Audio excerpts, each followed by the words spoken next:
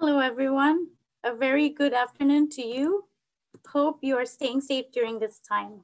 I'm Phoebe Nunes, Trade Manager at the British Malaysian Chamber of Commerce, or BMCC as we are known. I would like to welcome you to BMCC's Trade Webinar Series. Today's topic is Why Hire During the Pandemic Crisis? Look for the silver lining. We are very honored to have with us today a distinguished panel consisting of the Melewar Group Executive Chairman, Yang Mulia Tunku Datuk Sri Dr. Iskandar bin Tunku Abdullah. Hello, Tunku. Thank you for joining us. We are also very honored to have the CEO of PERKESO, or SOCSO, our Social Security Organization, Yang Berbahagia Datuk Sri Dr. Muhammad Azman bin Datuk Aziz Muhammad. Welcome, Datuk Sri. Thank you for joining. And a warm welcome to the Executive Director of the Malaysian Employers Federation, MEF, Yang Berbahagia Datuk Haji Shamsuddin Bardan. Welcome, Datuk. Thank you for coming. Thank you. Yeah, thank you. From Melewar Learning Resources, Direct English Malaysia, we are delighted to welcome Yang Berbahagia Dato' Aminatun Karim, Ambassador, Cross-Cultural Communicator, and Certified Trainer. Welcome, Dato'. Thanks for joining. Thank you. Hi. Hi, everyone. Moderating our session for today will be our very own CEO of BMCC, Ms. Jennifer Lopez. Thank you, Jen, for attending. Before we go to the panel discussion, I'm very pleased to introduce to you our speakers for today, Mr. Phillip Lim, General Manager of Melewar Learning Resources. They are the Master Licensee of Direct English UK in Malaysia and Singapore. Welcome, Phillip. Thank you for joining us. I'm also pleased to introduce Mr. Henry Law, speaking on behalf of Cambridge Assessment English. Henry is the Director of the Cambridge Linguaskill Operations in Malaysia. Welcome, Henry. Thank you for coming today. And last but not least, I am delighted to welcome Ms. Gayathri Vadivel, Head of Employment Services Department at PERKESO. Welcome, Gayathri. Thank you for coming. Once again, a huge thank you to all our speakers and panelists for taking time out of your busy schedule to join us today. There will be two segments to this webinar. The first segment will be presentations by our three speakers, and the second segment will be a panel discussion with our four esteemed panel members. After the panel discussion, there will be an audience Q&A. Before we start the session, a little bit of housekeeping. Please be forthcoming with your questions during this session and send it in through the Q&A function available at the bottom of your screen instead of in the public chat function.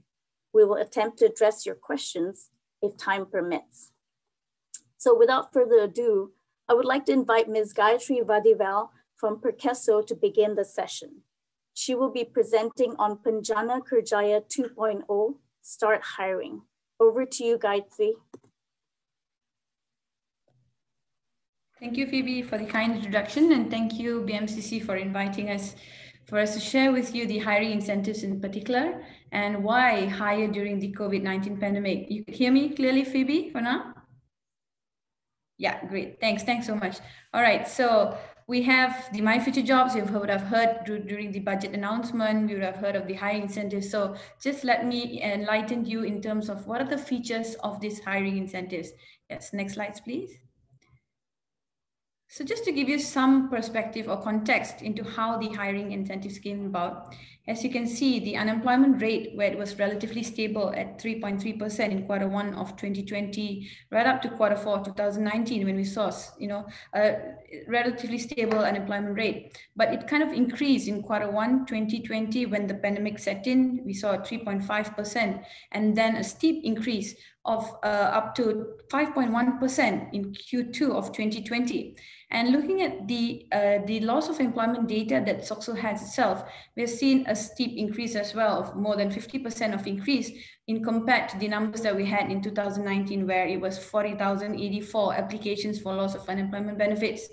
And industries were quite badly hit due to the economic impact of the pandemic. And we saw sectors like manufacturing, the wholesale, retail, accommodation and services, where usually you see that these services are very much in the blooming side, but due to the pandemic, they were greatly hit. So the only thing that we thought of, we had several things in place and we wanted to run it out in a very structured manner.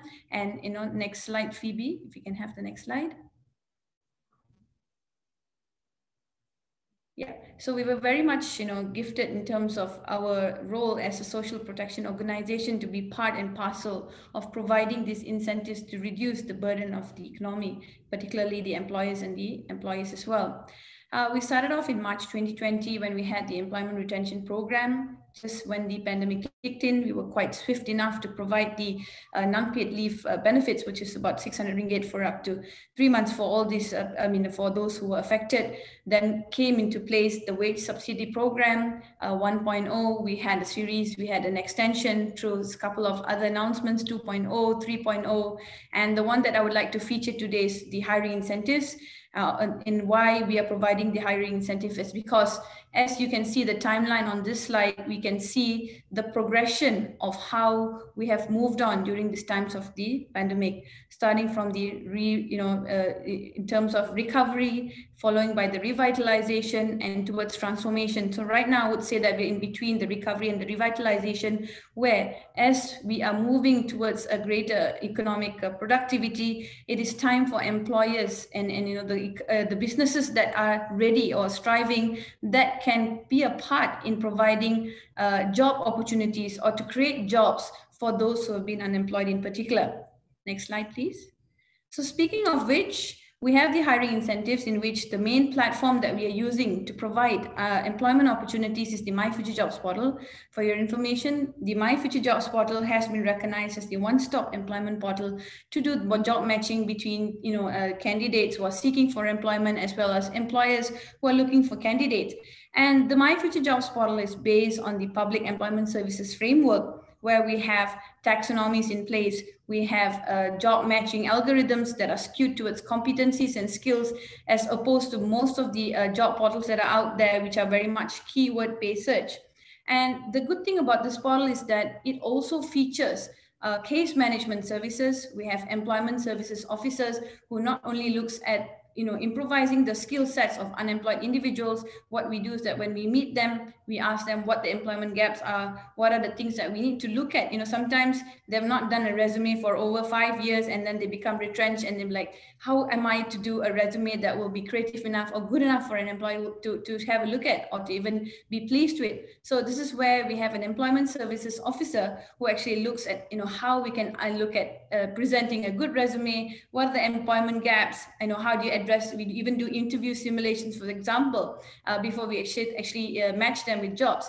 And then we have on the other side, on the demand from employers, we have also key accounts available for employers for us to provide the services. We try to understand what are the demands of the employer and try to match them with the competencies and skill sets that are available within our candidates with the portal. So predominantly the services is provided to all our employment services beneficiaries. And not only that, through our expansion on the scope of employment services, especially during the launch of the Penjana in June 2020, we started also providing these employment services to not only EIS beneficiaries or SOCSO beneficiaries, to also graduates, school leavers, and anyone who comes to our place and knocks at the door and asking us for assistance in terms of job matching services. Next, please. So I will not go in terms of the data, and my CEO is around and he will be sharing with you on the outcome. I would like to focus on what it provides employers. I believe there are a lot of employers here today who are listening to us, and hence I think this is the time. And I think the question is why hire? So I think this is basically the answer to it. We're providing a number of incentives within the program. So there are a few components where the hiring incentives come in. Firstly, the financial incentives itself. Secondly, we have training programs available.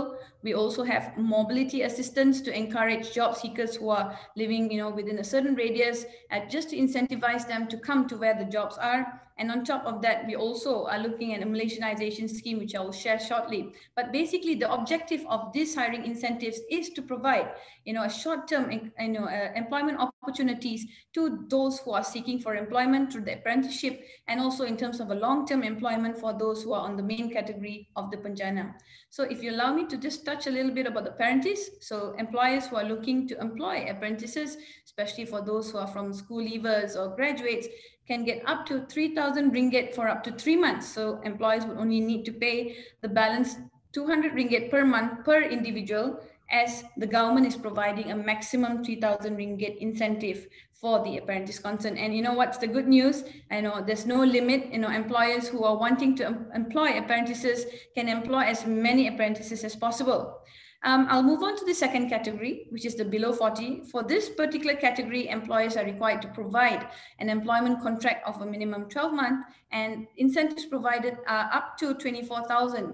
We have a base of between 40 and also 60%, where it is calculated based on the maximum salary of 10,000 ringgit, which makes a maximum incentive between 4,000 ringgit and 6,000 ringgit, depending on the category. So for the below 40, we have the 40%, which provides a maximum of 24,000 up to 6 months for employers who are employing somebody who is unemployed and who is below 40. And we'll have another category, which is above 40 and vulnerable groups, because we all know that it is rather challenging to employ these group of individuals. Hence, we have a 60% incentive provided to employers who employ this group, and employers can get up to 36,000 worth of incentives for up to 6 months if they employ anyone who's an OKU, someone who was an juvenile but has completed all his parole and is ready to come up to the labor market, single mothers, those who are on B40, those who have been on prolonged unemployment, graduates who have been prolonged employed for more than 180 days, they all fall in this group where employers can get right up to 36,000 ringgit for up to 6 months. And we have a new scheme. The enhancement of this 2.0 is that we have a scheme which is Malaysianization, which I'm very passionate about. This is because we have a lot of occupations which are still pretty much dependent on foreign workers. So this Malaysianization scheme was introduced to encourage not only businesses to provide employment opportunities to those commonly taken up by foreign workers, for example, cleaners, factory operators, and so on, but this is to entice them to provide these incentives and get our local talents to apply for this kind of jobs. But on top of that, apart from us providing the 40% incentives to employers, we also have a 20% top up on top of what the employee would be receiving as an incentive, so that they come forward and they apply for these jobs. But what we always encourage employers to do is that to look at some kind of rebranding, to entice our local graduates. For example, we've worked with some agricultural companies where, instead of just plucking fruits using the conventional way, we have introduced them to trainings, into drone training, so that they provide this drone traineeship and get them to be more upskilled, give them a better name, drone pilot trainee, and that makes them very proud of the work that they do, and it's a win-win. The employee gets something and the employer gets something as well. So this is the financial incentives provided. And on top of that, not just the financial incentives, we also provide training provisions for those who are under the scheme. So as long as the unemployed individual, whether from the apprentice or from the other categories, if they have been employed under the scheme, they also get provision of training programs. We have more than 6,000 training programs available for employers to choose from, and where apprentices have training programs worth 4,000 ringgit, and the other categories have training programs worth up to 7,000 ringgit, which includes professional certification. So meaning if someone was unemployed from a different category and he's employed into a new industry and upskilling, reskilling, this is the time, dear employers, to come aboard and employ these individuals, not only by us allowing you to or assisting you by reducing your financial burden through this financial assistance, but also by us assisting or facilitating training programs that are available for us to support you in your hiring progression. And besides that, we also provide the job seeker, on the other hand, a mobility assistance between 500 ringgit right up to 1,000 ringgit. And this is a one-off assistance where the job seeker, every job seeker this time gets something. They get 500 ringgit, for coming onto the scheme, for their efforts for searching for jobs, for coming and attending interviews, they get 500 ringgit. But if someone who's hired and, he had to travel more than 100 kilometers just to get the job, he will be provided 1,000 ringgit incentive. And this is a one-off incentive, right? So isn't this attractive enough? I'm sure employers are still hearing from a lot of their colleagues, and they're really looking forward to hire through these incentives, right? So how do we do that? So next slide. All right, very simple steps, right? So we have the platform, the My Future Jobs portal, which I shared with you earlier. That is the platform in which you can hire. We have more than 500,000 active job seekers ready to be matched to the jobs that you have, right? Okay, so you just need to use the platform. You can do your hiring. And the good news is PERKESO provides a lot of value-added services, not just the portal. So I would say it's more than a portal. We have case managers behind the portal supporting not only the job seekers, but also the employers. So employers who have, plenty recruitments needed, we do the filtering for you. We even do the employment. We do virtual career fairs for the employer. We organize it on behalf of the employer. We have it in our offices. Now that MCOs lifted, we're on the recovery stage, we are already starting our physical open interviews, of course, with SOP compliant, of course. And, we do hybrid. So employers, we have 54 branches across Malaysia. All you need to do is just get connected to a recruitment officers or our employment services officer who's ready to assist you in matching your recruitment needs. And once you've hired the individual through My Future Jobs, all you need to do is add the person, as usual, as any employee would hire a new individual, would have to add the person into the SOCSO registry system. And as you've done that, you just have to add his IC on the Penjana Kerjaya portal, which I've listed on the slide below. Just type in his IC and you can select the list of categories, the different type of categories that are available, which I shared earlier. And once you've done that, it's sent to the approval team. And within 1 to 2 days, you get the approval, and then you can select your training programs. So even if you hire 10 individuals, you can select 10 different training programs based on the need of the newly hired individual. So we look forward through this partnership, through BNCC, through this awareness that we've shared with employees who are participating today to come aboard, to work with PERKESO hand in hand, for us to work together in providing employment opportunities through the how would I say that, the incentives that the government has been very kind to provide to all industries. So with that, Phoebe, I would like to end my presentation, and thank you very much for listening. And we certainly look forward to hearing and working with all of you. Thank you. Thanks, Phoebe. Over to you. Thank you, Gayathri, for the very informative session. Next up will be Mr. Phillip Lim, General Manager of Melewar Learning Resources, Master Licensee of Direct English UK in Malaysia and Singapore. Phillip will be presenting on My EMPRO, Empowering Your New Employees for Employment. My EMPRO is an upskilling program developed by Melewar Learning Resources that could help address some of the issues or concerns related to unemployment, and the program is approved under the Penjana Kerjaya 2.0 initiative. Phillip, the floor is yours. Okay, thank you, Phoebe, for the introduction. Good afternoon, ladies and gentlemen. First of all, I must say that I feel privileged to be part of this webinar. And during these 10 minutes or so, I'll be speaking on Malaysia Employability Programme, or My EMPRO, and how this program that we have developed could help empower your employees when they join your companies. Now, from the various surveys and reports that we have read or that we have come across, it is evident that we do have issues with our fresh or unemployed graduates or our job seekers in general when they enter the job market. in most instances, we realize that at the point of entry, before they are being absorbed by the companies for employment, most of these new hires are equipped with only their certificates and with the hardware aspects of their knowledge and skills. And more often than not, there will be many gaps at this entry point. And some of these identified gaps are mainly related to soft skills like English language skills, communication skills, social skills, and creative and critical thinking skills.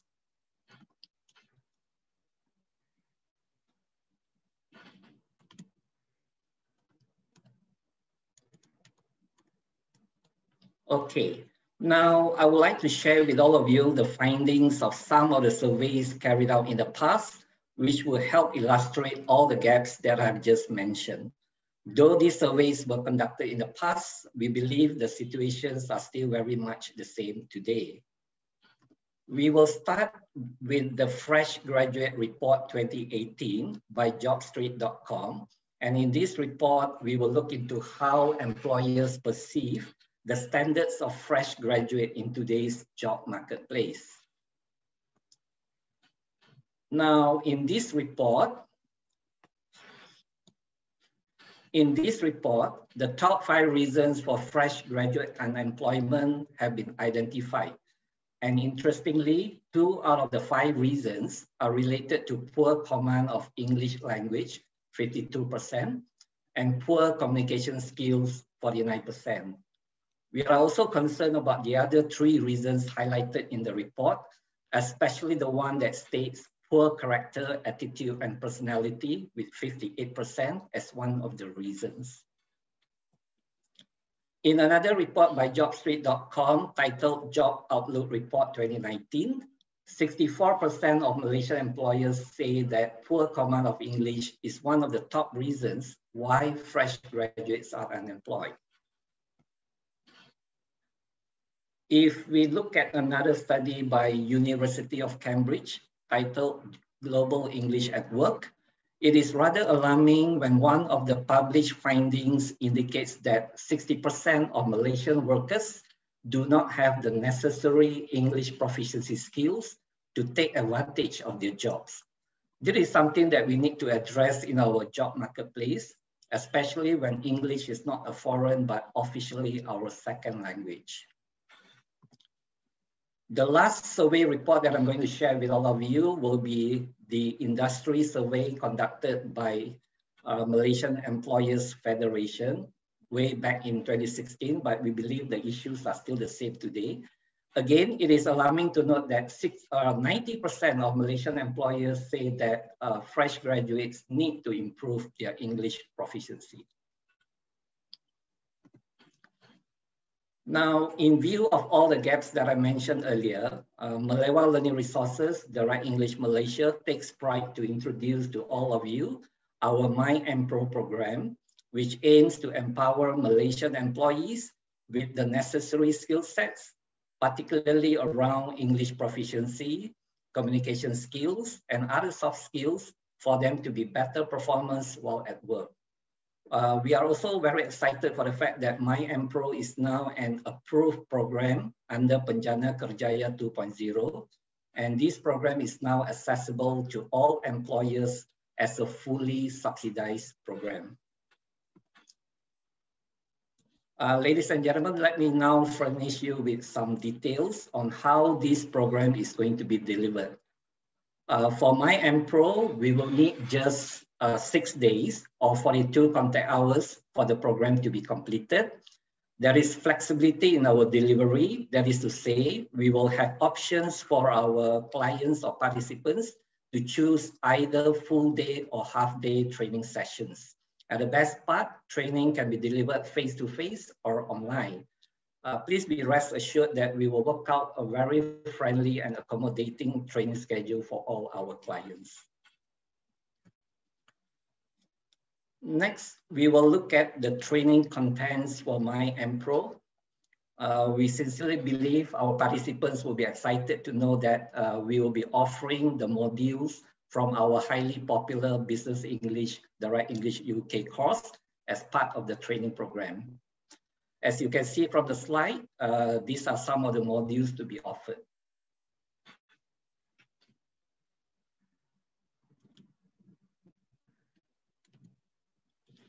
Okay, besides our business English modules, we have also added some modules on other soft skills, which we believe are equally important to address some of the gaps that I mentioned earlier in my presentation. As you can see from the screen, we do have modules on personality grooming, problem solving and decision making, as well as social media skills for work purposes.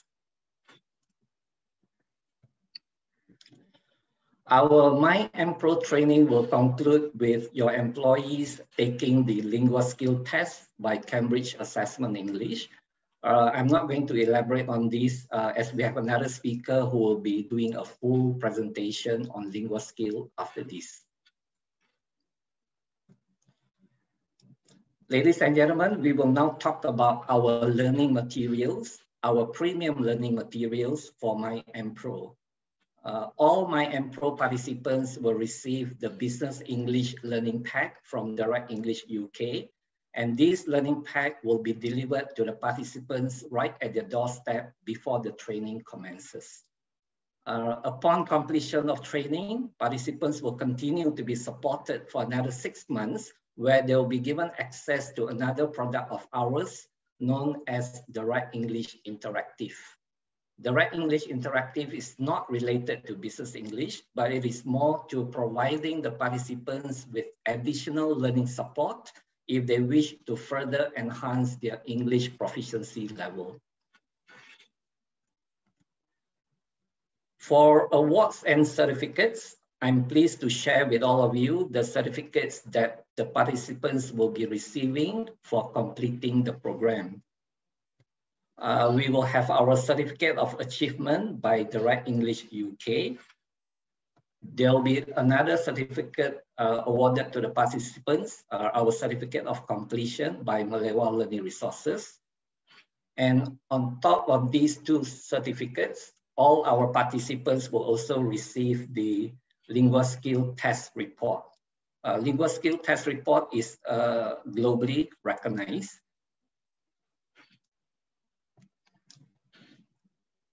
Okay, ladies and gentlemen, we understand that a good product is meaningless if it is not delivered by the right trainer. At Melewar Learning Resources, Direct English Malaysia, we are blessed to have a team of highly experienced trainers who are all qualified and certified. And we are pleased to inform you that one of our trainers will also be in the discussion panel later in the webinar, and we could hear her views with regards to the topic of our discussion today. So I think that's about all from me. Thank you, everyone. And please do contact us at Melewar Learning Resources, Direct English Malaysia, or BMCC, if you require any further information on My EMPRO. Thank you. Back to you, Phoebe. Thank you, Philip, for the very insightful presentation. Now we move on to Mr. Henry Lim, Director of the Cambridge Linguaskill Operations in Malaysia. Henry is speaking on behalf of Cambridge Assessment English, and he will be presenting on Linguaskill, the globally recognized English Proficiency Certification Test. Over to you, Henry. Thanks, Phoebe. Good afternoon, everybody. I'm very, very happy to be here. Phoebe, let me know if my audio is subpar. I'll try to do something about it. But as in all things, let me just get this working. As with all presentations, please let me introduce myself. My name is Henry. I'm the Corporate Strategy Director at Subsidy Holdings Mahat. And I would just like to start off by saying that I'm very, very happy, very proud to be here, very, very thankful to be here, to be given this opportunity to speak about the importance of English as well as Cambridge Linguaskill. My role here today is twofold. Firstly, I will be giving you, everyone here, a little bit more insight into what this Cambridge Linguaskill test is. As Philip has mentioned earlier, it is included in his program. And also, my second task would be to give everyone here some insight into what is developing, in the world of corporate English, as well as what are the latest developments and trends. So Subsidy, I represent Subsidy Education Group. Some of you may know us from your schooling days, but we started off as a publishing company. But today we are very diversified. In the corporate sector, we are active with different partners around the world, including Lego. We do Lego workshops for corporate, team building, etc. We partner with Huawei for corporate training solutions.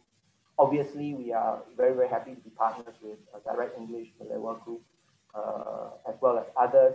But today I'm here representing Cambridge Assessment English for their Linguaskill test report, or what we call as a benchmarking, testing, and also certification tool for professionals.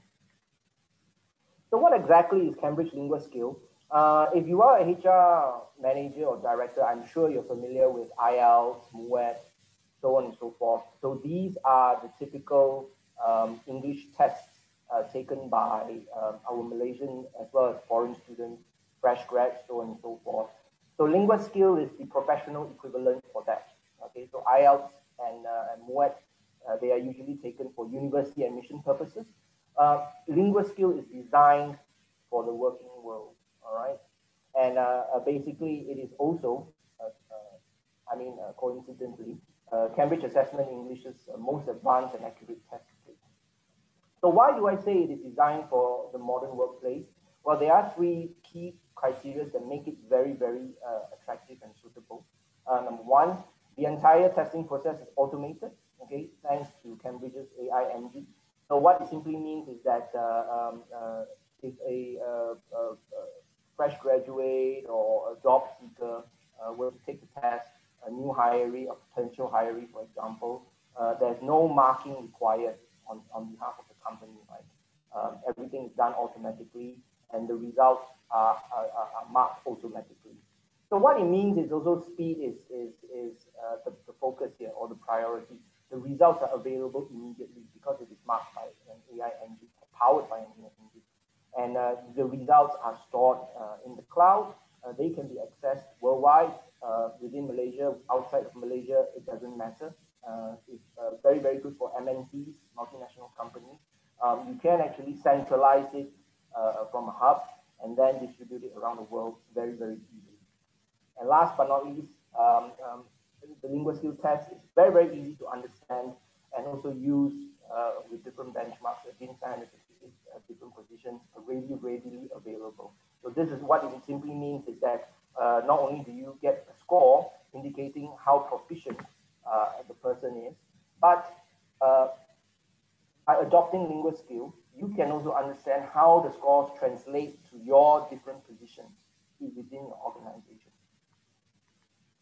So how does it work? So what I have here is a zoomed in version of the test report. And as you can see on the screen, there are many boxes with yellow boxes and also some certain indicators there. So let me just bring everyone through what the numbers mean. So first of all, just like all Cambridge English tests, Linguaskill comes with a numerical indicator. So the numerical number indicates the Cambridge English scale, and it ranges from 100 to 180. And it simply gives you an idea of how good or how bad the person's English proficiency level is. The next indicator that is provided on the test report is an alphanumeric label. So, and most Malaysians or most companies in Malaysia, we are not very, very familiar with this, because this alphanumeric label indicates CEFR English proficiency band. And this band starts from band A all the way up to band C, right? So again, very atypical of our Malaysian system where A is good. The CEFR being an international European standard, it starts from A being a beginner, but C as the highest being competent, right? But I would say that most importantly, right, the best thing about this certification tool that makes it very, very useful for hiring as well as positional training is that The test allows the different components of the English skill, okay, to be tested independently, right? So on the screen, next to the blue arrows, you should see 4 skills: listening, reading, speaking, and writing. These 4 skills can be tested separately or together. So you can imagine if you're hiring someone for a middle management position where the person might be writing a lot of reports or communicating through email, a writing test would be a very, very suitable tool, either for upskilling, training, or even hiring. But for someone who is in a position of customer service or frontline or customer facing, speaking is more suitable. And again, what I'm trying to highlight here is the flexibility of this tool, all right, for implementation in various different positions, as well as work settings. And I mentioned earlier about the benchmarking, it comes ready with benchmarking. So I'm just going to give everyone here just a sneak peek at what this the benchmarks look like. So here we have just example 1 of 3. So these we have benchmarks for operational and administrative positions, right? The back end of any organization. We have for frontline client-facing positions as well. These are all mapped out. So L, S, R, and W refers to listening, speaking, reading, and writing. And this last example here, not only do we have for back end and also the front end, we also have benchmarking done for the technical positions as well, and specialist positions. The CEFR bands here, some of you may be wondering, okay, so how was this done? So these benchmarks were done via a global study, okay, through the Occupational Information Network. And from there, we work together with Cambridge to translate them or to equate them, to map them to the CEFR level, okay. So these are not bands that were plucked out of thin air, but they were done or backed up by a proper international global study. So Linguaskill, how does it benefit us or corporates in these pandemic times, right? Of course, I would say that the first thing that I have noticed from a global perspective is that we have seen how English, or I would say the English skills actually, has helped individuals open doors to different industries despite being retrenched, for example. And this is simply because English, in my opinion, is one of the most transferable skills that anyone can have, okay? Transferable soft skills that anybody can have. So especially in Malaysia, I know as an employer myself, I look for, hirees with good English, especially in writing and speaking, right? So Linguaskill is a very, very good tool for HR companies to implement within your own organization. And implementation couldn't be easier. Everything runs from the cloud. There's no need to maintain a server. There's no need to install anything in any PC or laptop. All the organization needs is a headset, a laptop, or a PC, and a connection to the internet, and you're good to go. And secondly, Linguaskill, which is what we have done here in partnership with Melewar and Direct English, is to use it for training, upskilling, and reskilling purposes. So Linguaskill's role is to ensure effective outcomes, right? The results are measurable, they are aligned to international standards, and they are, translatable.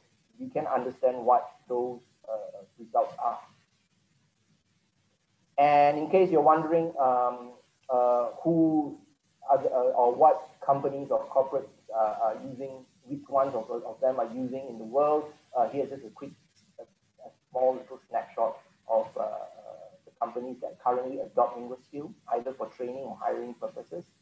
And you can see that there are a couple of big brands there.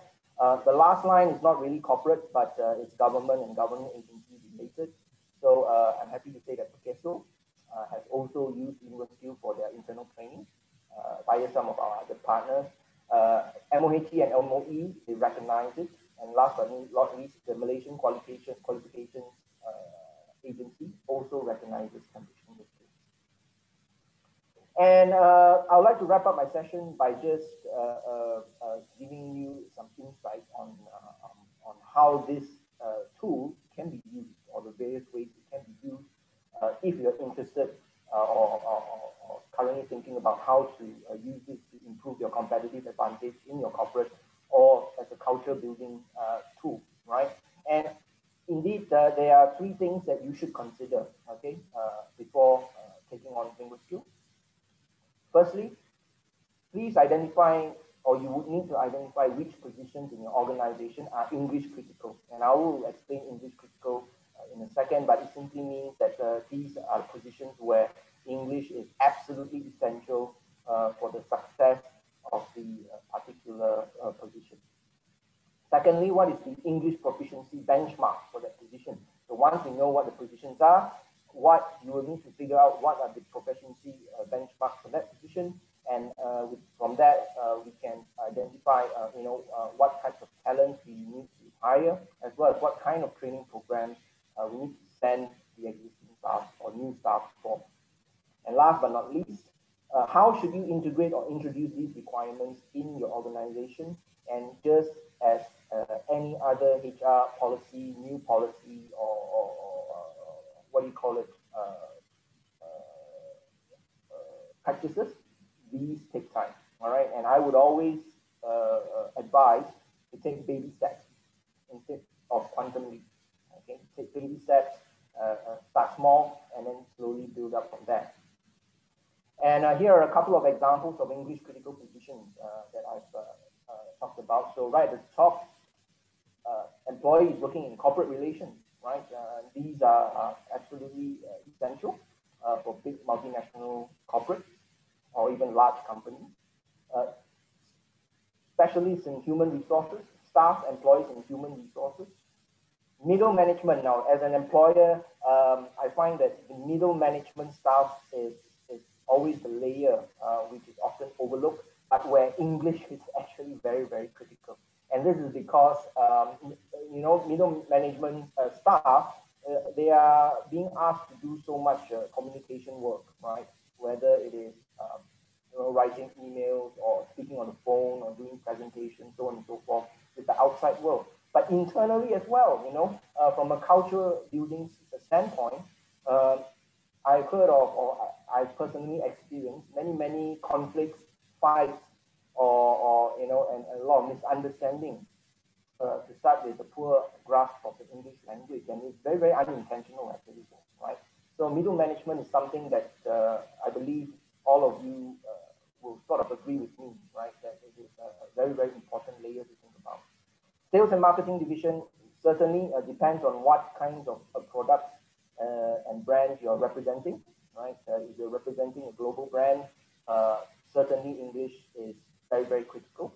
And last but not least, client-facing division. So if you are, running or in the hoteling business or tourism business or service businesses, client-facing staff not only protects the brand or gives the brand a very, very good, it makes the brand look good, but it also opens up new markets, right, for yourself, for the business and for the organization. So again, very, very critical. And with that, before I hand it back to Phoebe, just to wrap up, we currently provide professional advisory service free of charge at your service. So if any of you would like to understand more about how these benchmarks are derived or how they can be implemented in your organization, we do baby steps. We look at the critical positions first. Feel free to drop me an email and I'll be very, very glad to help you. All right, back to you, Phoebe. Thank you. Thank you so much, Henry. That's very useful information. Now we move on to the panel discussion, and I will hand over to the CEO of BMCC, Ms. Jennifer Lopez. Over to you, Jen. Thank you, Phoebe. A very good afternoon to everyone. Before we begin the panel session, let me just take this opportunity to thank Direct English, a esteemed member of the BMCC, for your trust and collaboration on this timely program. Where during these challenging times, employers are seriously considering or reconsidering their recruitment plans. Thank you to all the speakers just now. It was truly an insightful presentation by all 3 speakers. We do have a number of questions. Later, we will address it during the Q&A session. So now, moving on to the panel discussion, we are delighted and honored to have with us an esteemed panel this afternoon who are well versed with the subject, as well as, reading from their CVs, very passionate about talent and people development. So just to reintroduce our panelists again very quickly, we have with us Yang Mulia Tunku Datuk Sri Dr. Iskandar, the Group Executive Chairman of Melewar Group. And then we have the CEO of PERKESO, very honored, Datuk Sri Dr. Muhammad Azman. Datuk, I know you are a medical doctor by profession, yeah? I read your CV. Yes. We have that right person to lead the organization.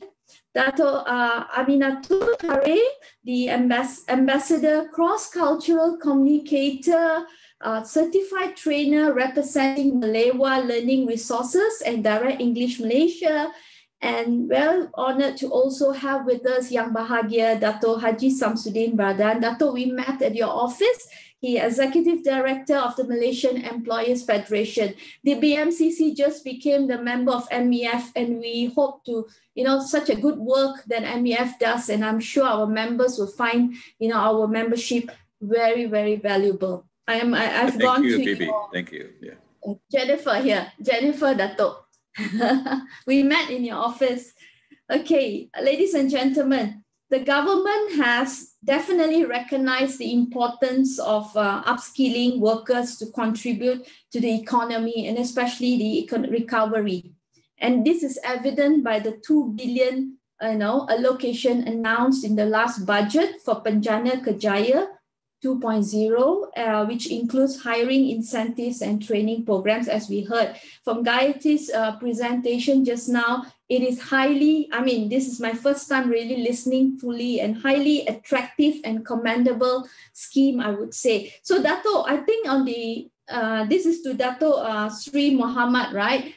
On the top of everyone's mind is, how has it been the take-up rate for the Penjana Kerjaya 2.0, especially for the hiring and training scheme, rehiring and training scheme, Dato? Could you please share with us since the launch? What's the take-up been? Thank you, Jennifer. Assalamualaikum warahmatullahi wabarakatuh, and good afternoon to all the distinguished panelists and speakers. First and foremost, I would like to thank British Malaysian Chamber of Commerce, BMCC, for inviting me to this significant webinar that is on the initiatives PERKESO is actually managing through all the allocation given by government, particularly working with what we have mentioned earlier. Let me reiterate what Gaya have shared with you. Which we are focusing on hiring incentive where employers obtain up to 6,000 worth of incentive up to 6 months and reskilling, upskilling initiative, but also the My Future Jobs portal, which has been responsible for matching vacancies to job seekers. And on top of that, this portal is based on real-time data and capable to provide granular supply and demand information that has been presented and deliberated at the highest level at the National Employment Council, chaired by Yang Muhammad PM himself. This is where the outcome of this hiring incentive, the take-up rate. As of today, we have achieved the placement targets for the month of January up to March 10, 2021, where about 31,947 individuals have been hired. From the number, about 23,360, about 73% of the application for the hiring incentive have been submitted by over 4,000 employers. So in total, we have successfully placed close to 200,000 unemployed individuals through the Penjana Kerjaya 1.0 and 2.0 since it was launched in June 2020. So we are positive that with the uplift of MCO and with the vaccine in place, we expect to see more economic activities that will stimulate job creation. If each employer can play its role to hire one unemployed individual, together we can make a difference. Employers don't need to worry too much if they don't have complete matching requirement. And that is why we have the reskilling provision in the program, which looks into that aspect. In total, close to about 45,000 individuals have been benefited from the training under Penjana. So this is some of the outcome that I would like to share with the panelists since it was launched and initiated, allocation from the government, and the program was actually managed by PERKESO. Thank you. Thank you, Dato'. I take the point that if each employer hires one, then we all can make a difference. That's a good takeaway that employers to consider as contributing back to contributing to our economy recovery and keeping people on jobs, right? So I will go as a follow-up to this question. I will go to the employer from the employer perspective and the trainer perspective itself. I will start with Tuanku. Tuanku, do you think the current hiring incentives under Penjana 2.0 is attractive enough for employers currently in hiring, especially current crisis when everyone is trying to balance your finances, right? Right. Assalamualaikum and salam sejahtera. Good afternoon, everyone. First of all, I'd like to thank BMCC very much for including me on this panel. And I'm very pleased that we are able to see all of us here gathered to be together to address the subject matter. Yes, certainly, I think we need to have that both employers and job seekers should know more about the programs under PERKESO. And I am very much encouraged to hear Dato' Sri Muhammad's update on the take-up of the initiatives done by PERKESO. And I hope that this webinar will help to bring this information to the public much more. And as well as, of course, the programs that we are talking about today under the Penjana 2.0 initiative for PERKESO. So I believe that it is interesting and it is attractive, but employers and job seekers need to know much more. And I think sometimes I feel that they don't go out and look for this information. And they wait to be, some people wait to be spoon-fed this information. So this is what my opinion. Thank you. Thank you, Tuanku. A good point that you made. Many people are not aware of the benefits that are available. So such a program, we are happy to collaborate with Direct English and Melewar group to share this information more. I'd like to go to Dato' Samsudin. Dato', you yourself from the employer perspective, do you think your employers are aware, and what are their perspectives on this Penjana 2.0 Kerjaya?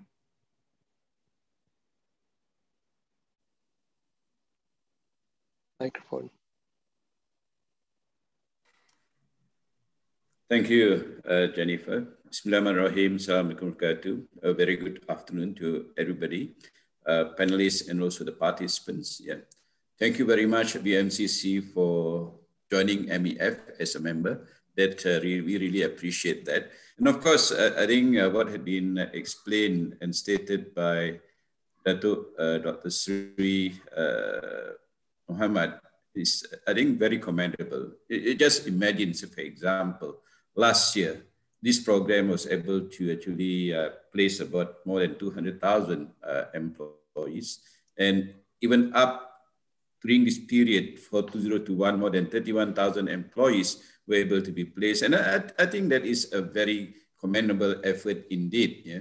And of course, I think we appreciate the kind of schemes introduced by the government through PERKESO to actually assist employers in trying to engage new employees and also employees that are being retrenched during this hard period. And of course, I mean, in a larger situation, the government had come up with various incentives to actually incentivize employers not to retrench employees. And that I would say is commendable. More than 2.7 million employees actually being assisted during the WSP program. Yeah, I think it is being continued now, but only possibly to the hotel and the tourism sector kind of thing. And of course, we had actually pleaded with the government so that this scheme be extended to all sectors of the economy so that we are able to actually retain more employees and not retrenching employees during this period. Then I think what is important here is that, yes, we had that Penjana scheme, but of course, we as employers had actually raised this issue with the government, with MOF directly to say that possibly as employers now, our ability to employ employees on a longer term basis is very much challenged. And of course, if we are being put up with a parameter to say that, okay, look, you must employ them for 1 year, that is really very challenging because as employers, we are not very sure of our own existence, of our own sustainability as to whether we can actually go up to 1 year from now, thing like that. That's why we had suggested to the MOF to say that why not we actually, assist employers within the program, even if the employment opportunity is less than 1 year. Even say, for example, we're talking about 6 months or even 7 months or even 4 months, for example. And that I think is still something I think that should be assisted under the Penjana program so that employers are actually encouraged to actually take up whoever is seeking employment. I believe that there are a lot of people being registered under the My Future Jobs. Yeah? And of course, the numbers last year, I believe, is more than 700,000 kind of thing. And this year also, I think we expect that the figures of job seekers are also going to be very high, thing like that. But again, there are also, I think, a lot of employers that had advertised for vacancies, thing like that. And of course, I think that the matching of the job seekers and the employers seeking for employees are not an easy task, really. And of course, I really commend that My Future Jobs, led by Datuk Sri Azman on this particular aspect. So thank you. Thank you, Dato. I actually want to echo Dato Samsudin on that.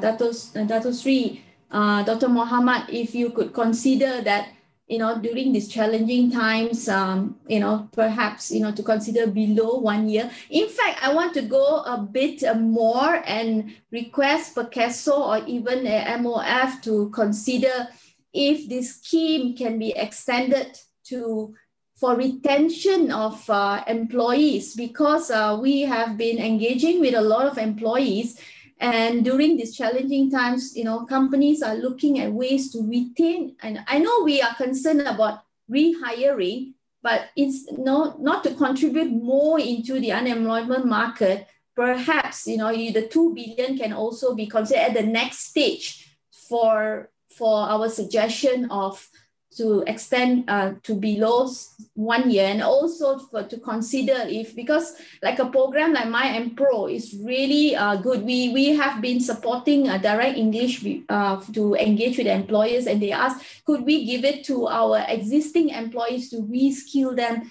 during this pandemic? So it's just a suggestion for your consideration, Datuk Sri Muhammad, Doctor. Yeah, for your consideration. You want me to respond to that? You can. We're just asking you to consider. We are here to share and also to deliberate and come up with the ideas, but the allocation comes from the government. If you're asking me about the retaining of workers, yes, the wage subsidy itself is actually one of the initiative in order for the employers to retain workers. But I believe that at this point of time, as mentioned by Tuan Datuk Haji Samsudin, we are focusing on the tourism industry and also any activity related to tourism that we're going to extend the wage subsidy. But I believe that if this pandemic continue, and we need to get the government to allocate more and also open up more industries. It is up to Ministry of Finance to decide on that, but we are here as organization to manage whatever decision by the government. So of course, I think looking forward, of course, we need to provide, good initiative to retain workers, because this has already proven from highest 5.3% of unemployment rate. Now we are getting between 4.7 to 4.8. So this shows that actually the initiative to retain workers is in place. Okay, thank you, Dato'. Just for your consideration and views from the people that we spoke to, just sharing, taking the opportunity. Now, let me go to Dato' Aminatul. Dato', your views, Dato', on this Penjana Kerjaya, Penjana 2.0 Kerjaya, and do you think, is there anything from as a certified trainer and being, a communicator, and as a certified trainer, you engage with the trainees, is there anything else that can make it more attractive to employers themselves? Your views, Dato'.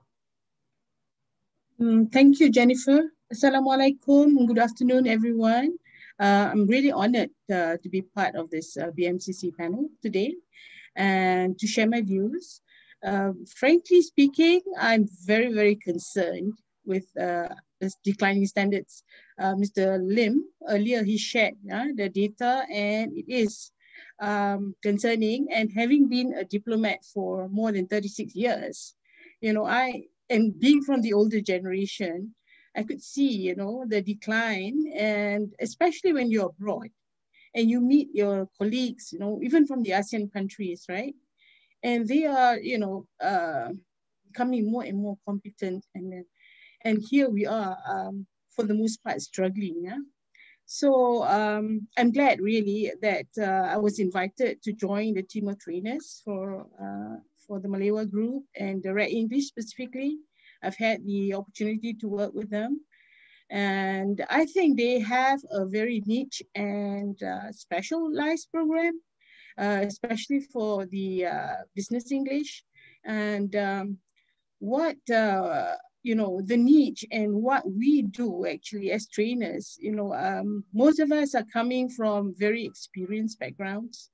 And I think that is really, really important. We have so many training companies, government as well. I was with our Institute of Diplomacy before, we also train in English, but you need to have a really niche and specialized institutions that are doing this, as their bread and butter.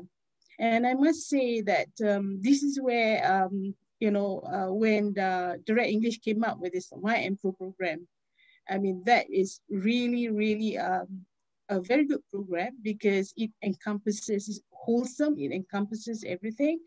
And, other than the focus on English, of course, they are looking at having, the participants think critically, which is very important, which is very lacking actually among Malaysians, and therefore the components that they have put in, other than the a simple everyday communication for frontliners, for receptions and the like, the more substantive modules they have on presentation, presentation skills, on critical thinking in terms of decision making, problem solving. That is very, very important. And I think more and more of our companies should set aside the budget for this, come and join us, and, and take it from there. Yeah. And of course, I'm very appreciative of the government initiative now. Yeah, what PERKESO is doing. In fact, right now we are running a program with PERKESO as well, specifically on English, where we are engaging with interested participants on a variety of subjects. Yeah, we cover things like from grooming their English to even resume writing and all that. And that can only help, because right now Malaysia, we are losing out. Yeah, and I think it has had a direct impact on our competitiveness. The fact that we do not have the high standards of English that we used to have. Yeah, even compared, as I said, to our ASEAN neighbors. Yeah, I hope that answered some of your questions, Jennifer. Yes, thank you, Dato. Dato, you have nicely segued into the next part of the session. The first part was on, everyone sharing their views. Definitely the Penjana 2.0 by the government and what's been offered by PERKESO is highly commendable. I would think all of us agree, right? It's highly commendable and it's out there for the employers to take that opportunity.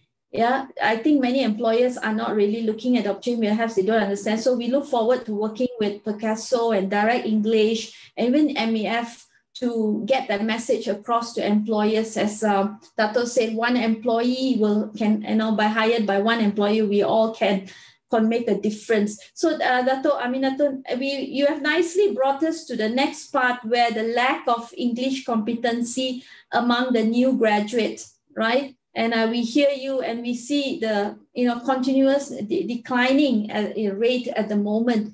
But the surveys also showed in terms of the MEF survey, right? This goes to Dato Samsudin. Perhaps you want to add for the part that apart from English and poor communication, just now Philip's presentation also touched about poor attitudes and characters. So Dato Samsudin, can you elaborate about these findings on your MEF survey? Thank you, Jennifer, again. Yeah. Yes, the other parts, apart from the issues on English communication, but perhaps just I want to touch a bit on this issue of English communication. Unfortunately, many quarters had said that we employers are always trying to avoid employing Malaysians. That's why we say that we want to have a good English communication skill. And always they wanted to politicize the subject to say that it's a form of discrimination, thing like that. To me, I would say there's nothing discriminatory about employers requiring new graduates to be good in English because it's part of the job requirement. And other skills that, of course, need to be taken up by graduates is basically, I would say that, the attitude need to possibly be relook. And I think universities need to really impart this to all the graduates. No? When I say attitudes, it's attitudes towards work. And of course, we when we try to hire fresh graduates like that, one of the issues that we face as employees is basically the new graduates are asking for unrealistic wage level. Yeah? And I think this is something that I think we need to address this as a nation. And of course, this doesn't help when actually some quarters say, yes, graduates, a single person need to so much for them to live comfortably in Kuala Lumpur, thing like that. And to me, we are so fixated on the issue of the starting pay. I think as employees, as fresh graduates, I think they should not be putting too much emphasis on the starting pay, because starting pay is just starting pay.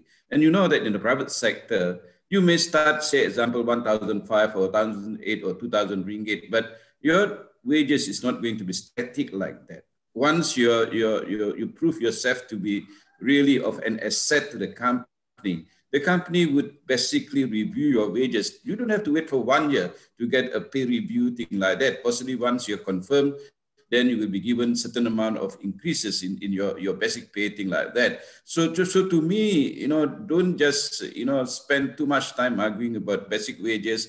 Yes, I mean, talking about basic wages. If you're talking about, say, 40 years ago, a graduate may be paid 1,600 ringgit as starting pay. But now the starting pay is about 2,000 plus only. The difference is not that high. But what is important is, for the graduate concerned, to really put in the efforts to show that you are really an asset to the company. I think beyond that, really, the sky is the limit. So I think it's important for actually graduates to change their mindset and don't just look at executive position. I really like, for example, the examples given in Japan, the practices being practiced in Japan, you know, where even in university, they started to actually come to the company, not doing executive job, but possibly started as a toilet cleaner kind of thing, and observe how things are done by the other executive in the company. And that's how you actually start to know the life at the workplace. So I think it's important for us to really educate our fresh graduate with all this kind of skill, so that at the end of the day, when he actually graduated on the third year or fourth year, then he is work ready. Rather than what we are trying to do now is basically we find that when the graduates are really you know, out of the university, they are not yet work ready, and the government has to spend billions of money to trying to make them employable. And I think somehow we need to actually you know, revamp the way we do things, so that the graduates will be ready when they are out of the institutions. So thank you very much.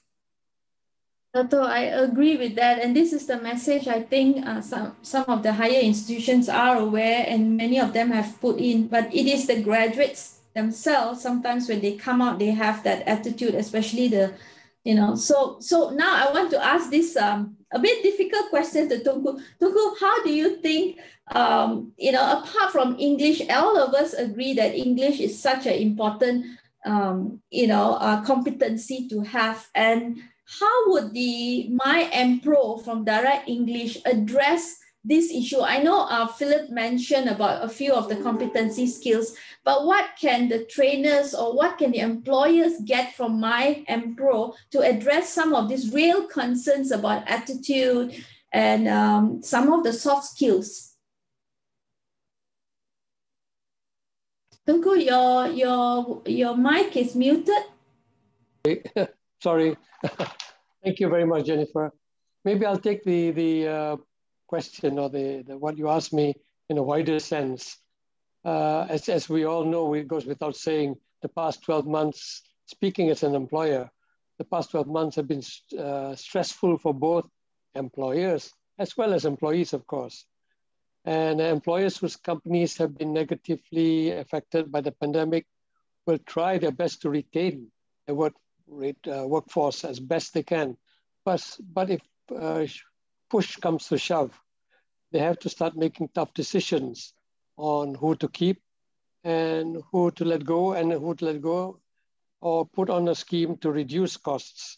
Now, this is not the forum to discuss this, but among the criteria that employers use to make such decisions is also actually the similar criteria that employers use to hire new employees. So we won't talk about qualifications, degrees, and certificates and all that, but the more relevant skills will be the soft skills needed for business 4.0. Now this 4.0, we hear it all the time, 4.0 business has been enabled or pushed in by Industry 4.0. So the society or community has pulled every one of us, for example, into IT or digital skills necessary to be adept and fluent in being able to navigate the net or the web. And what may separate the men from the boys and the women from the girls will be the ability to communicate fluently in a language that is used by, as we all know, 360 million people worldwide and so on and so forth. So we do have skeptics who will say, hey, the national language is very important, and so it is. But in the scenario that we're looking at employing, re-employing or hiring in Malaysia, is that we're talking about Malaysians who should already be fluent in their command of the Malay language. Thus, the scenario will be that local companies who are seeking to hire new people or rehire people they've let go will be the where they can fit them into their organizations. And they may be multinationals that who need people actually who can communicate internally with their employees, with their existing employees, and with their externally with their customers and suppliers. And for all you know, those companies, maybe even the multinational ones, may be even considering to transfer people to their overseas office locations and so on. So what can set people apart from the others will be this, what both Phillip and Henry had talked about earlier with MyEMPRO skills and Linguaskill. So I think this in a way puts us where we need to be regarding looking at the entire picture, the bigger picture of where we need to take our new employees and rehiring of employees too. Thank you. Thank you, Dato'. Dato', what you have said is that, sorry, Tengku. Yeah, sorry, okay. Rightfully said, you know, what the employees can do with being equipped with the right English competency, right? So good messages there.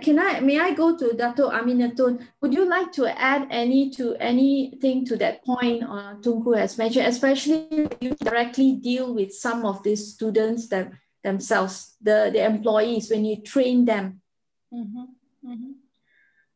Thank you, Jennifer. Actually, I've had very good experience with Malaysian employees. They're very, very enthusiastic when you engage them.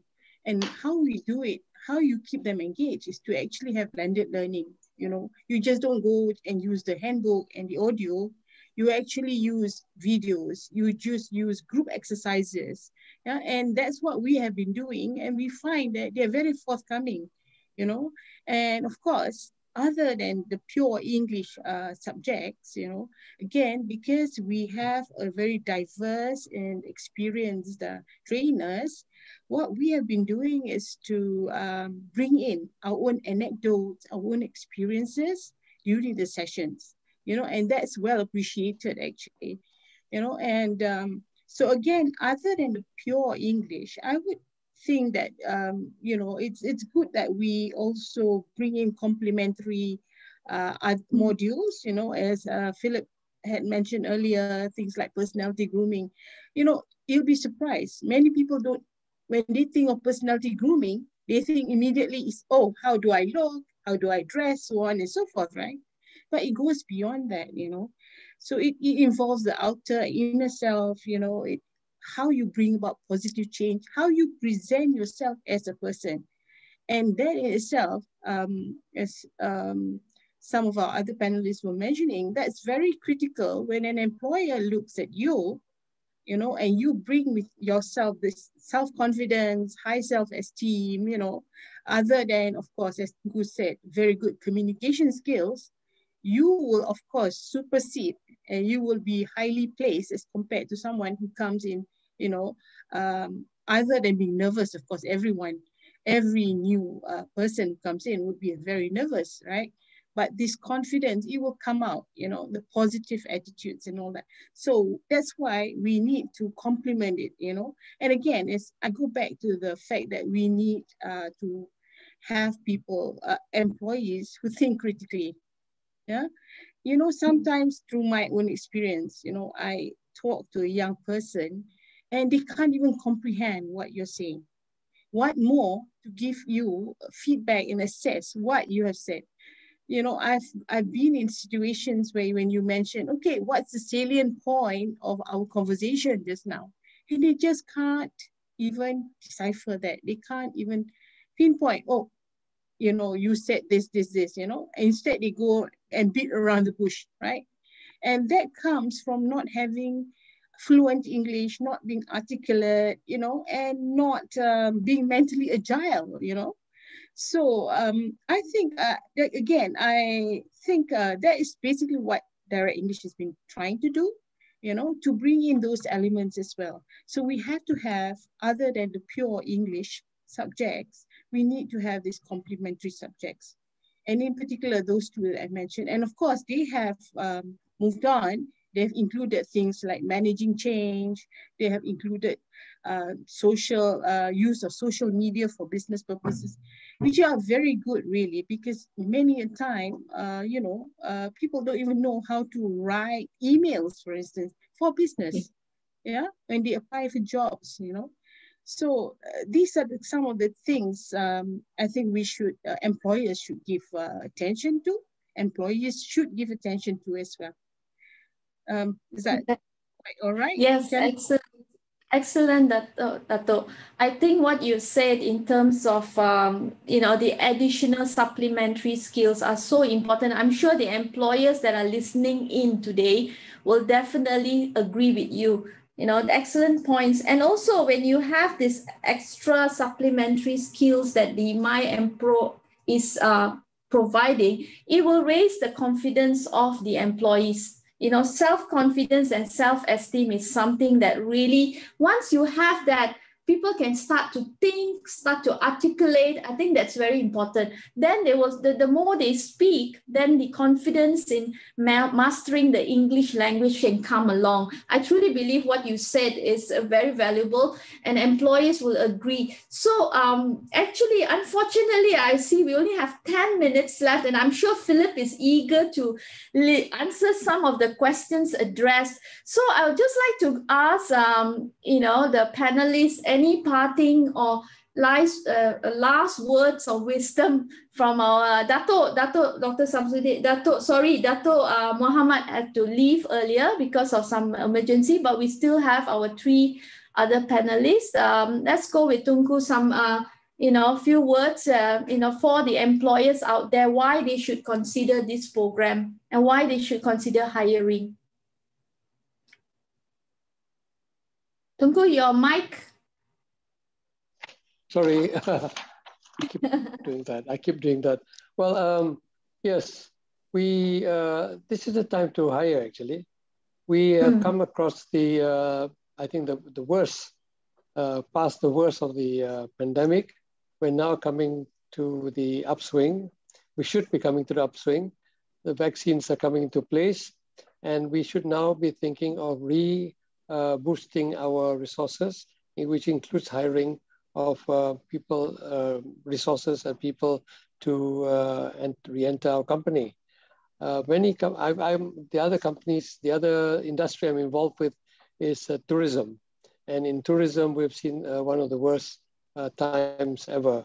And many people have had to be let go or put on some program.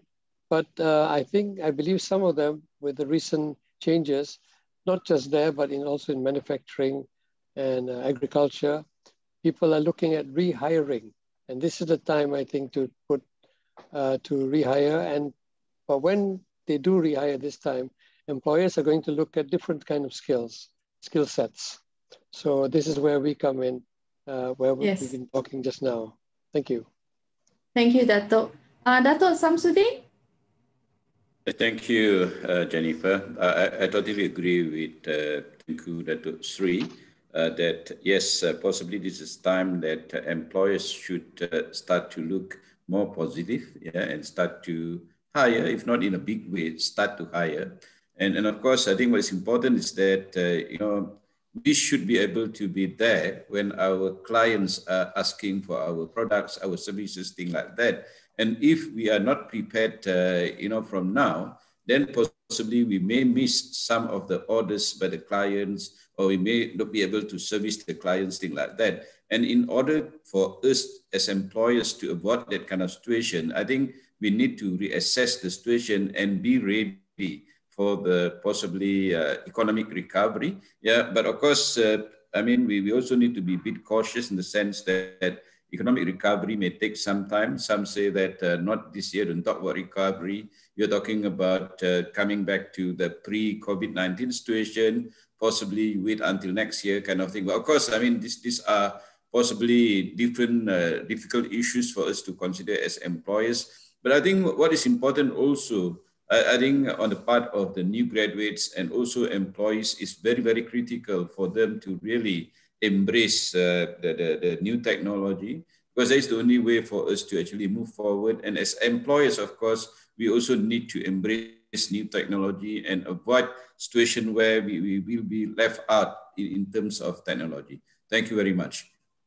Thank you, Dato Samsudin. And Dato Aminatul, your last words, please, for the webinar. Yes, well, since I'm a trainer, I would be talking from the perspective of the employee, right?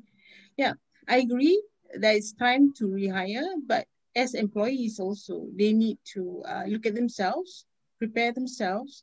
And, we have spoken so much about reskilling and upskilling. It's something that I'm passionate about. And it is inner skilling, as employees, as employers, we should be looking at things like simple things, but get back to basics like discipline, like accountability, like having respect, having pride in work. And I'm so sorry to say that we are lacking that way, And as an employee, when you come and you present yourself with those good qualities, the inner qualities as well, immediately you will supersede the others, will be recognized as, if you are a committed worker, for instance. I think employers would appreciate that. And not only that, but ultimately it's good for the employers, right? Your company will have better productivity. It's as simple as that when you have committed, disciplined workers. So that's what I want to leave the discussion with, that thought. For employers to consider as well, to work on inner skilling as well. Thank you. Thank you, Dato'. Thank you to all our panelists. It was really valuable information. I trust our audience will, agree with me. We learned some new terms like inner skilling is really important to raise that self-confidence. Thank you for all your feedback. I will, unfortunately, we are really short of time, so I have to go back to I'm not going to go back to Phoebe, but I think I'm still I'm supposed to do the Q&A session. So Phillip, there are the questions are very straightforward, Phillip. I'm sure you had a chance. So perhaps you want to take on the question 4, 7, and 8 instead of me repeating. If you could read out the question and give your answer. 7 and 8. Okay. What is the class group size for My EMPRO? Will it be a very big group? Yeah, that's the question, right? Yeah, I think probably some employers will have concern whether we are looking at very big group for the class to be effective. But what I would like to say is, of course, ideally, we would prefer to have a group size of between 15 and 20 participants in My EMPRO. But we understand that is not easy to that is going to be challenging because different employers will have different sets of requirements, expectations when it comes to training schedule. So having said that, we'll be happy to start a class or a group even with just 10 or below 10, it doesn't matter. If any companies, if you have enough takers from your company, we will work out a schedule that suits you best. So we are very accommodating. We will look at all your needs and we will definitely be able to deliver the training in any group size. Okay, thank you. Okay. So basically, Phillip, I hear that if they have any questions regarding the My EMPRO, they can reach out to you directly or even reach out to BMCC because as a partner for this program, right? Yeah. Yes, definitely. Yeah. Okay. Then they also have a question on even the employee is new in January 2021, and maybe this is also for Gayathri. If they have not registered on the Penjana portal, the My Future Jobs portal, will they be entitled to these incentives? Yeah, we are happy to share that for the Penjana 2.0, as long as it's the hiring that has taken place from December 21st, 2020 onwards, can come onto the Penjana. So as long as you abide the hiring period from that period right up to, I trust that it's going to be up to available up to end of December. Yes, the employer can come and apply for the incentives.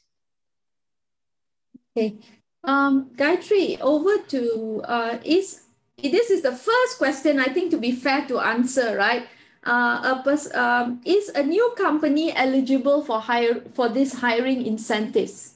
Yes, they are. So we are not like the wage subsidy. The wage subsidy, they had certain conditions on the start date of the company, but for the hiring incentives, no. So a new company can, benefit from this hiring incentives as well. Okay. Okay, the next question is incentive under 40 years old. What does it mean when they mention 40% from the wages and maximum incentive is 4,000? Can I have an example or more details? Yeah, sure. So if you see 40% is basically based on the 10,000 ringgit salary, which is based at. So meaning that an employer can, if you are taking the 40%, if you hire someone who's below 40, you'll be able to get a maximum incentive of 4,000 ringgit. So if I give you an example, if his salary is 1,500 ringgit, so 40% of that is 600 ringgit, meaning that every month the employer will be able to get an incentives worth 600 ringgit for up to 6 months per individual. Yeah, so I hope that that is clear to the question asked, right? Yes. Okay, we have come to the 4 p.m. mark. So this question is for Phoebe. Phoebe, should we go, and also to the speakers, there are some questions that will you all be able to respond to the panelists after the webinar? It's very direct questions. Yes, we will. We'll follow up with those that we didn't get to. Yes, so some very good questions. I'm sure, Phillip, you'll be very happy to have these questions, so you can reach out to the employers. It shows that there's much interest for the program. So with that, once again, thank you to all the panelists. I will pass the session back to Phoebe. Phoebe to do the closing. Thank you, Jen. That brings us to the end of our webinar. Thank you very much to all the esteemed speakers and panelists for your time, for sharing your valuable expertise, and for the very insightful discussion today. Thank you also to everyone who sent in your questions. And as Jen mentioned, if we haven't answered your questions, we will follow up with you after the webinar. I will also be sharing my email address so you can get in touch with me. Thank you also to the BMCC team who assisted behind the scenes to make this happen. We hope you'll join us again for other webinars in the future. We have a couple of upcoming webinars, Women in Leadership on 20th March, which is a celebration of the International Women's Day, and Race to Zero on 25th March, which focuses on climate change. For more information and registration, please visit our BMCC website, www.bmcc.org.my. Once again, thank you for attending. Take care, stay safe and healthy.